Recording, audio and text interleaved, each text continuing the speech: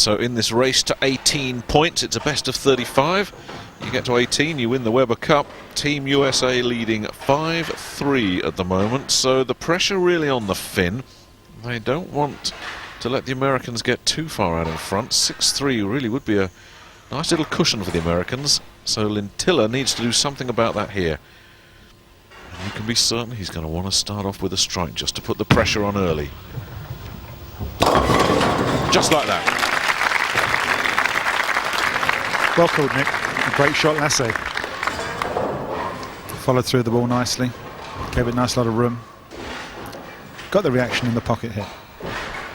Great start. So here's Dino. We have seen in previous matches, well, you call it sledging, I called it trash talking. It amounts to the same thing. This fella doesn't mind a little bit of gamesmanship once in a while. No, he has been known for that, and we'll maybe see some body language which might prove that. But a great shot right in the 1-3 pocket, so they both started with strikes. Playing straight down second arrow, number 10 board, and right in the pocket. It's a beautiful little arc. Yes, a thoroughly convincing strike from the American. Let's see if Lintila can double his up. Nice smooth style of Lasse Lintila. Nice high back swing and follow through. And a nice result as well, a double for the Finn. Yeah, and that's going to give him a lot of confidence. 2 frames, 2 strikes. He's on a roll.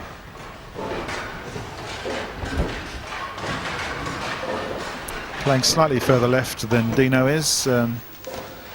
Bending the ball around the middle, whereas Dino's playing it straight down second arrow. Dino playing his first singles match of this year's Weber Cup. He played a doubles match with Tony Manor. The two of them absolutely blew away Thomas Lee Anderson and Tora Torgerson, which was probably Europe's #1 pairing. Castillo and Manor just demolished them. Castillo is demolishing those pins at the moment. That is 2 very good strikes indeed from the American. Yeah, going head to head here. Both have started with a double. This is a great shot. Just coming a little bit light, but got the pin action, as we say. Mixed them around. Well, we began this match talking about the lane condition and how the lane has been such a problem for all the bowlers, but so far these two making very light work of it. And now 3 in a row is on as a possible for Lasse Lintila. These guys are actually bowling a little bit slower than some of the other bowlers, and that just might make the difference. And you can see from the body language there, 3 in a row. Lasse like that one.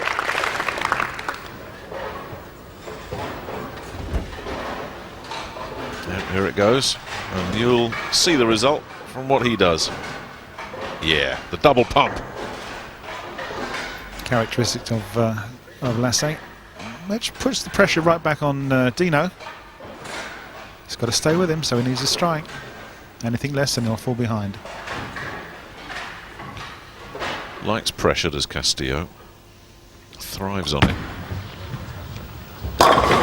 Ooh, no, the 10 didn't like that. Wasn't much wrong with it, just didn't get the break. No, pretty good shot. A bit soft in the pocket, and that's why the 10 pin stood there. Didn't get it too much action.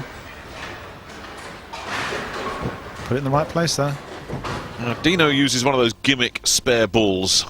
Some players, not enough for me. He likes to have a bit of a laugh with the spare ball, and he's got a shamrock, an Irish shamrock on his. I didn't quite catch it there, but no doubt we'll be seeing it again. But a spare for the Americans, so the sequence is broken. But nevertheless, I don't think there'll be any panic in the Castillo camp after that start. No, and there's the score of Dino, 2 strikes and a 9 spare. Lasse now to turn the screw. Yes, he's got to keep this advantage. He's got his nose in front. Can he convert that with a strike here? This will be a 4-bagger if he can get it. And he too is thwarted by the 10.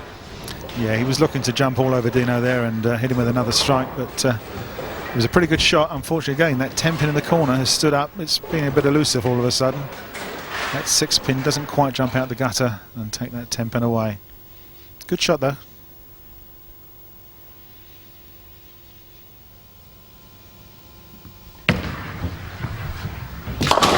Safely done. Nice spare on the 10-pin. Gives himself a 10-pin lead. Frame 3.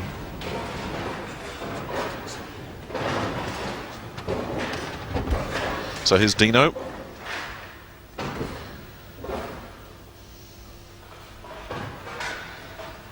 Dino is a front runner, likes to be out in front. I got the impression watching Lasse in his first match that he likes to be the chaser, just to sort of get in the slipstream of the other guy. Dino is back in the strike zone. Yeah, nice shot from Dino, back with another strike. Trying to close that 10-pin deficit. Lasse, of course, just stuck really close to Mike Mullin through 9 frames, went past him, took the lead in the 9th frame, and then left the 10th frame open and allowed Mullin to play the old get-out-of-jail card and pinch it. And it was a real sickener for this fella. He ended up losing by 5 pins when he had the match just where he wanted it in that final frame. Yes, ended up with a score of 212, which is not quite enough. These guys will be looking to go through the 220, 230 barrier. And they're both on course for something pretty good at the moment. Yeah, this looks like being quite a good match. No open frames at all. Lasse scored 4 strikes out of his 5 shots. He looks quite relaxed. Yeah, no bad balls either. They're all in the pocket consistently, aren't they, both of them? Yeah, that's right. Just 10 pins have been standing up. The 10 pin in the corner. Could have actually had all strikes between them. Let's hope they can start stringing a few more now. And the trick is, in a tight match like this, not to even be aware of what your opponent's doing. Just concentrate on your game.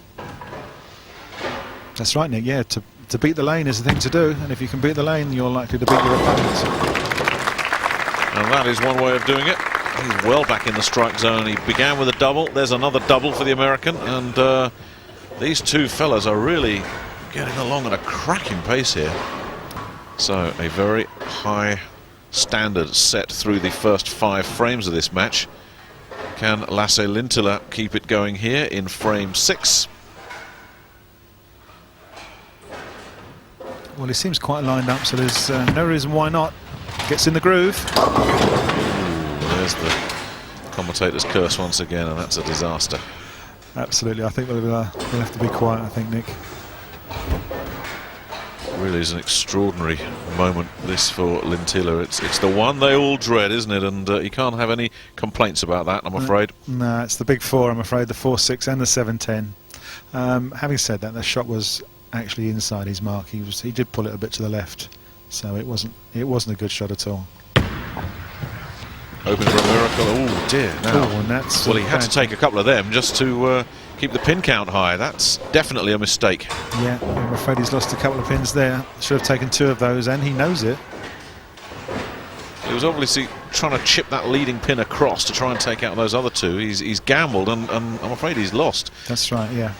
And how often have we seen in this competition that when the opponent leaves the open frame, the other guy comes right back in and sends all 10 pins flying, and you can be sure Castillo's got that in his mind right now. Oh! Well, that's almost unbelievable, Nick. I mean, that was almost a perfect pocket hit, and he's left a 4-6 split, so touche, shall we say. And it's not one you see that often, this one. No, that's right. These 2 pins normally stand up when the ball goes right through the head pin, really square on, but it's just a little bit high. That's very unfortunate indeed. Trying to get the bounce out off the backboard and doesn't get it, so they've both left an open frame. The irony is, of course, that Castillo's got his nose in front because he took an additional pin. Yeah, just 4 pins separating them now. Both working on open frames. That's the point. It could have been so much worse. Lintila's really got himself out of jail there, because Castillo could have really buried him. As it is, he's got a chance just to get back on track with a strike here. Yeah, we can all start again. Oh, and he slipped on the approach there. That's a fortuitous one. Well, as you can see, he actually stuck on the approach and nearly fell over. We've seen this once before on this lane, but the ball was good, and there it went. Yeah, we saw Thomas Lee Anderson lose his balance, of all people, and he did foul. But Well, like shot putters out there, aren't they, trying to stay in the circle? That's very true, yeah. He'll be very pleased with the strike. It wasn't the greatest shot in the world, but he was off balance when he threw it, but got the result. So Castillo, working on that open frame, has seen his opponent get the strike. Can he match it? Ooh, it was a bit wide, and then it got the hook. But not enough. Yeah, he's scratching his head there. He's left the 8 pin. The ball didn't actually react as he expected. He threw it very well, but it just came up a little bit high for him. No trouble with his balance there. That doesn't look very good. No. Oh dear. The lucky Irish shamrock, that was the bad luck. As soon as that left his hand, you could see that was gone way left, and doesn't he know it? Look at the absolute disgust on his face. Yes, back-to-back open frames for the Texan. That's unreal. Of course, Lasse working on a strike. Could jump on him now. If he can make a double here. And this is where we find out what kind of front runner Lasse is. He's got himself in the driver's seat here. Can he reinforce that advantage and really make it count with a strike right now? Yeah, he knows exactly what he has to do. He's been in this situation before, I'm sure. Yes. That's a significant moment in this match. It certainly is. That's the double that Team Europe wanted. Lasse Lintila extends the lead in this game. Sends it nice and wide, but the ball breaks back great. Right in the 1-3 pocket. Super shot. And the strike there for the Finn means that the American really has got to match him here, and after 2 open frames, I guess Dino Castillo will take a strike any way he can get it. Yeah, he's going to have to start stringing a few strikes together, but he's only got 3 frames left, so pressure shot. Well, he's back in the zone again. 4 strikes in his first 5 frames, and then disaster struck, but he's back in the groove. Yeah, it's a good comeback from Dino. Shaking off the thoughts of those 2 open frames, and manages to get right back in the pocket there. So we've got a frame 9, which these guys always tell you is the foundation frame, where you build the base for a strong finish in the 10th. Yeah, big ball coming up here for Europe. Strike here will be 3 in a row. And as you say, the foundation frame. Dino, you notice, is not looking. That is not unusual at this level. He won't be too unhappy at that. Bad shot. He wasn't happy with that at all, but he's managed to score 9 pins, and he's left himself a spare, an easy spare. So he will be reasonably happy with that. Because it could have been a lot worse. Yeah, it was a very light hit. Only just made the head pin. It's the 2 pin that he's left. Castillo still not looking. This should be pretty straightforward. Straighten the shot out. No margin for error there at all, but it does give just a glimmer of hope for the American if he can strike here. It's interesting, a lot of these players, they don't look at the other opponent, their opponent and what he's doing, do they? They just literally concentrate on their game, and I think the thinking is, you know, if your opponent's on fire, it's going to, you know, disrupt your own mental preparation if you see him knocking all these strikes down. Yeah, that is very true, Nick. They do tend to concentrate totally on their own game and start worrying about their opponents when they get to frames 8 and 9. Dino looking for a double. Not getting it. Oh no, high through the head pin again. The ball broke a bit early for him. That might be the moment that the match is lost for Dino as well, because he needed a strike here to really put the pressure on. Yeah, it would have been a double, but he's left himself the 3 and the 6.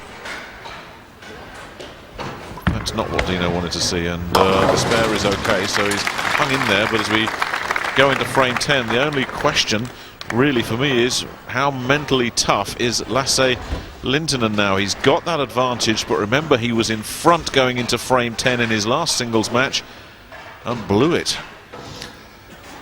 There's a 16-pin lead for Team Europe, and Dino's just thrown his bowling towel into the wall in frustration. He knows that he's got to pull something out of the bag in this last frame. Now can Lasse just stay clean? Big shot. Oh yes, nothing wrong with his mental toughness at all. Lasse needed that one. Team Europe needed that one. Yeah, he's just checking the score. 24 pins in the lead, working on a strike. Striking frame 10, earns him 2 bonus balls, which could be the difference in the result of this match. Looking quite settled and relaxed now. Through the 200 barrier yet again for Lasse. Oh yes, and that's the one that guarantees it. I don't think there's anything that Castillo can do about this. No, it's the nail in the coffin. And the victory for Team Europe. Yes, this was a pivotal match, you know. If the USA had gone ahead 6-3, that would have given them a nice little cushion. As it is, back to 5-4. It's still all to play for in this Weber Cup. And Tim Mack was right about this fella. He is a good class bowler. It's very true, and there's one more to finish with. Nope. No. But it doesn't matter. What do you make that, Cass? You're the mathematician around here. 219? That's about right. Good score. Too much for Dino. Dino can't top 200, but when you consider that he had back-to-back open frames, that's hardly surprising. Yes, he had that single pin miss in the middle of the match, which was a major error, and he knew about it. So he's going to be licking his wounds a bit here, and he needs to go back and regroup. We've seen this in other matches in this Weber Cup, that the standard is just too high. If you make a mistake, you probably won't get away with it. We saw Phil Scammell miss one, we saw Tony Manor miss one, Castillo's missed one here, and he hasn't got away with it. No, you're as you say, Nick, the opponents are so good, they'll bury you. They'll just jump on you when you have an open frame. But there again, that's what high rolling bowlers are all about.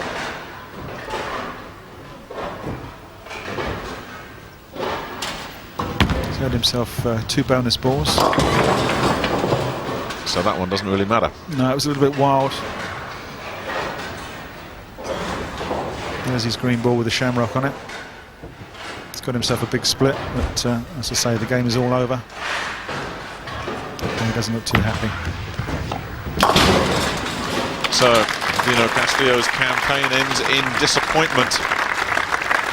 Team USA had a chance of building a 3-point advantage here, but it didn't come off thanks to Lasse Lintila, who's won an important match, 219 to 192, and this Weber Cup is finally balanced once again with Team USA leading 5 points to 4.